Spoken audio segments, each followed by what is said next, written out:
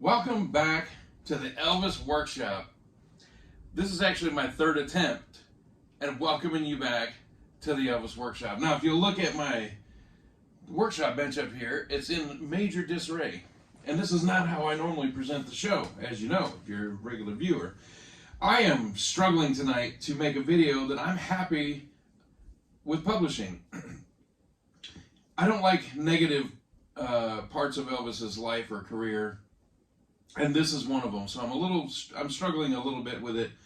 So I got a record in recently, Elvis 73. It was put out by the Real Tracks label. Great artwork. I love it. Look at that. That shot right there of Elvis on stage is super cool. Love it. Really, really well done. Artwork is good. I love the sound on this thing. It's a double LP, obviously, with the gatefold. No booklet inside. But it's not Elvis's most shining moment. And how do you talk about that and without sugarcoating it or just pretending it's better than it was?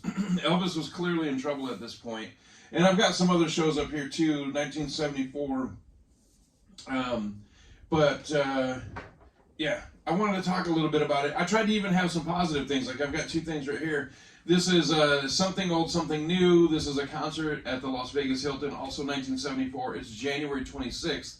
The reason that I brought this up is because it's 2 days after I was born. So there's nothing remarkable about the show itself. It's just a standard run-of-the-mill Las Vegas show. It is opening night in 1974, but just a run-of-the-mill show. But I was 2 days old. I was just born, so that one's always held sentimental value to me. And then I wanted to showcase also the recorded live on stage in Memphis, or as it's been commonly referred to as the Graceland album.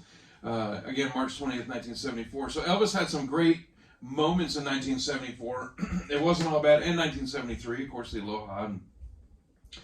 But man, he had some rough times in 73 and 74. There were some really rough times. And, when the bootleg albums are putting out mood swings, it's not a good look. This is the FTD releases of Hilton 1973, September 2nd, 1973 show. And then the closing night, 1973, with the monkey on the back photo. And this was, of course, the infamous night that Elvis fired, quote unquote, fired the Colonel, and then he rehired him after Colonel presented an invoice to him for debts owed.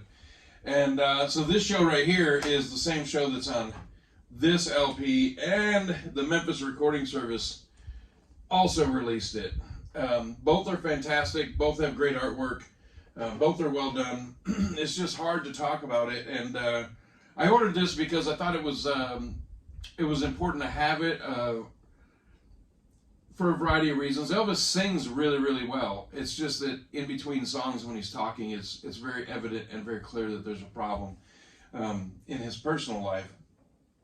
So I wanted to make a video about it, and I've struggled. This is again my third attempt, and I don't want to sugarcoat it, but I also don't want to be too harsh.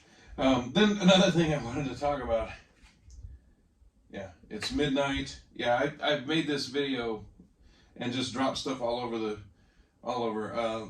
August season in Vegas. Just more of Elvis in 1974 in October. This is August. So this one is all August, not October. But August and September, October, Elvis very angry on stage, and it's hard to talk about that in a positive way because it's kind of embarrassing, to be honest with you. You got a superstar entertainer that's just showing his personal side, and it's not a good look. So let me talk about this one real quick too.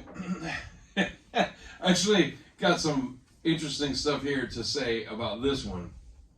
This is opening. It's called Down in the Alley. It's a Memphis Recording Service release.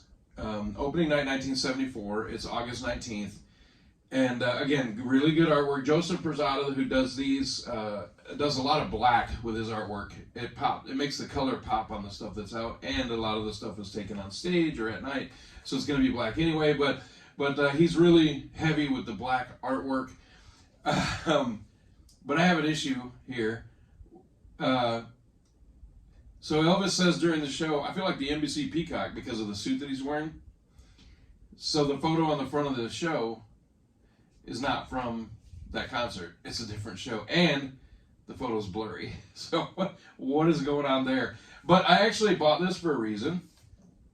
I bought it because I actually do like the artwork. I enjoyed it. I thought it was cool when I saw it, even though it's blurry and the wrong show. I bought this because of the unique set list, and I do have it on bootleg, and then of course it was on the FTD label as Nevada Nights. I bought it because there's several songs Elvis did very rarely or just once during this show. So I thought it was, for historical purposes, worth having just for that, if nothing else. And it's nice to have it on vinyl. So I bought it. I've had a friend, Martin Robbins, who said that Elvis was basically sleepwalking through the show and that it was crap. So I can't agree with that completely. But Elvis is definitely not himself when he starts the show. By the end of the show, the regular, real Elvis, or not the real Elvis, but the more normal Elvis kind of comes out. The beginning of the show, he's a little bit distracted. We'll just say that. So I want to cobble all this together and kind of do a video about it. And I don't want to go too deep into the 73, 74 Elvis because there's so much to talk about. And a lot of it is, quite frankly, just not good. Vocally, really well. In between talking about karate and all this other, like, look at this Mood Swings album or CD with the karate photo, and just the common basic average fan. Now I know karate was a huge thing in the 70s. It still is pretty popular and prominent now, but it was very, very popular in the 70s. Bruce Lee and the TV show Kung Fu and a lot of the exploitation movies had a lot of karate and stuff, and they're still fun to watch. I watch them every once in a while now. And so it was kind of the in thing in the 70s, but man, if I were an Elvis fan, I went to the show and he's just up there doing karate moves instead of singing, I would have been really, really upset. I just would have been upset. And on these shows, some of them, they're even edited because it's so long, they take it out. But there's parts where the band is playing some funky stuff and he's up there just doing karate moves. Nobody came to see that. Nobody, literally nobody. Well, maybe Ed Parker. Nobody else. Nobody came to see that. And it's hard to talk about that in a positive way. It was kind of a in the moment type of thing. Like, I'll give you an example. The JD B-52 bomber thing. Brrr, right? Brrr, all that crap. That does not translate to a CD or an LP. You're listening to it, like, oh my gosh, again with this. Can I fast forward this? But I was at the Memphis concert in the Mid-South Coliseum on August 16th, 1997, not 77. And JD was there, and they did the dive bomb thing live in concert, and it was cool. It just was. It was really cool. So if you were there live in that moment, it might have been different. JD doing the dive bomb thing doesn't work on a CD or an LP. But live in concert, it was probably pretty cool to have the whole building rattling and just to hear that deep bass. I'm sure it was cool in that moment. The karate stuff on stage may have been interesting to some people, or people might have thought it was pretty cool. It just doesn't translate. When I see the bootleg videos of Elvis and he's up there, it's just not my favorite. It's just not my favorite thing. So, but with that being said, I wanted to have this on vinyl. I'm glad that I have it. I do have it on CD. Obviously, I showed it up here, right there. The Closing Night 73. And it's kind of a show that kind of bounces around. It's been released a few times. I'm really happy with the Elvis 73 double LP set. The sound on it is really good. I will say that. It's not my favorite show. Some of the antics Elvis does in the middle of the show are kind of funny, but in retrospect, it's just, he's obviously in trouble and shouldn't probably have been on stage. So I wish I had something a little bit more uplifting. I like to do that with the show, but I'm also very honest. I did get this from 50store.com. I got these ones. This is the MRS release of opening night and closing night 74 and 73. Closing night 73, opening night 74. I got those MemphisRecordingService.com. And this I got from 50store.com. So check them out. If you've never heard the show, you should at least hear it once to treat yourself and to also, well, not treat yourself, but indulge yourself. Let's say that. And just check it out. It's worth at least checking out once. There's some good vocal moments in it, and some of the stuff Elvis says in between the songs is kind of funny. But it's obvious that he's in trouble in his personal life. I think that's pretty much it. This video has been a struggle for me to make, honestly. I don't like the content.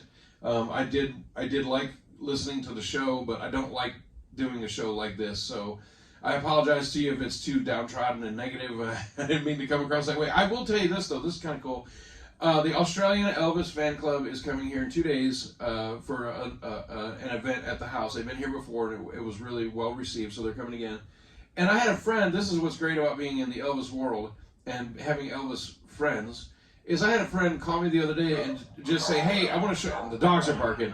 I had a friend come over yesterday and say, hey, I know you're having this party. I can't make it because I'm going to be out of town, but I have something for you. And he gave me 2 bags of books to just give away to the guests that are coming here. So how cool is that? But he gave me the Ed Bonja book, Spotlight on Elvis. He gave that to me in the package, and I thought, how cool is that? You know what's funny is when this came out, I thought, I don't really need that. I've got like 200 books on Elvis. I don't need another one to just sit on the shelf. So I actually passed on this one. Man, it's a really good book. And I'm not trying to sell it to you because it's old as hell. And I don't sell anything on the Elvis Workshop anyway. But man, how cool. What a great gift from my buddy. Thank you. And it's just a really good book. It came out a couple years before Ed passed away. And man, I really regretted that I passed it up at the time because I only saw the cover. I never looked through it. I thought, I'm familiar with his photos. Why buy this? This thing has a bunch of photos in it that aren't wide release photos. There's some unpublished photos and stuff. And it was a real shame that I passed this book up until now. So how cool was that my friend gave that to me just as a gift? And gave me 2 bags full of books just for the people coming for the party. So, okay, if you're watching this in real time, I will be in Memphis August 15th to 17th. If you see me, come up and say hello. If you're seeing this after this, I'm sorry you waited too long to watch the video and you missed it. But if you see me, come up and say hello.